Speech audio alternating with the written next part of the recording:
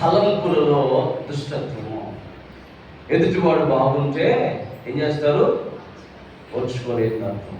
చెడిపోవాలి, అతను చెడిపోతే బాగుండు అని ఆలోచించే తత్వము. అంత మాత్రమే కాదు, ఎవరైనా పురుషులు స్త్రీలను చూసినప్పుడు చెడిపోయిన తలంపులు, స్త్రీలు పురుషులను చూసినప్పుడు చెడిపోయిన తలంపులు. ఇదంతా ఎక్కడ మార్గం? భక్తిహీనుల మార్గం. అదే దేవుని మార్గంలో ఉన్నటువంటి వ్యక్తుల యొక్క జీవితం ఎలా ఉందంట? ఆ వ్యక్తుల యొక్క జీవితం ఎలా ఉండదంట? పాపము వారి జీవితములలో ఉండదంట. దేవునికి స్తోత్రం చెప్పండి. హల్లెలూయా. పాపమును పాపము ఇంత చదువుకున్న మాట ఏంటి? పాపమును ఇక ఉండదంట వారికి. దేవునికి స్తోత్రం. హల్లెలూయా.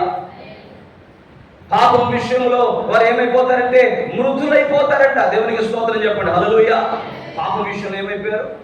చచ్చిపోయారు. పాపం విషయంలో ఏమైపోయారు చెప్పండి?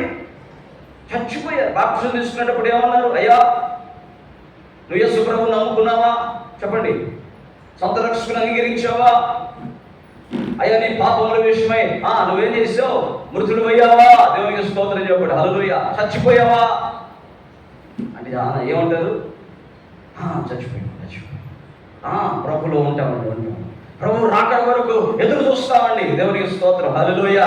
ప్రభు రాకడ వరకు ఎదురు చూస్తామంట. మళ్ళీ అడుగుతారు, మళ్ళీ ఎదురు చూస్తాం, మళ్ళీ అడుగుతాడు. హల్లెలూయా. నీవిచ్చిన సాక్ష్యాన్ని బట్టి ఇప్పుడు బాప్తిజం ఇస్తున్నా అంటాడు. దేవునికి స్తోత్రం చెప్పండి. హల్లెలూయా. అక్కడ ఖచ్చితంగా ఒక మాట అంటాడు, పాపం విషయమై నువ్వు చచ్చిపోయావా? దేవునికి స్తోత్రం. పాపాన్ని ఇంకా నువ్వు ప్రేమిస్తావా? పాపంలో ఇంకా జీవించాలని కోరుకుంటావా?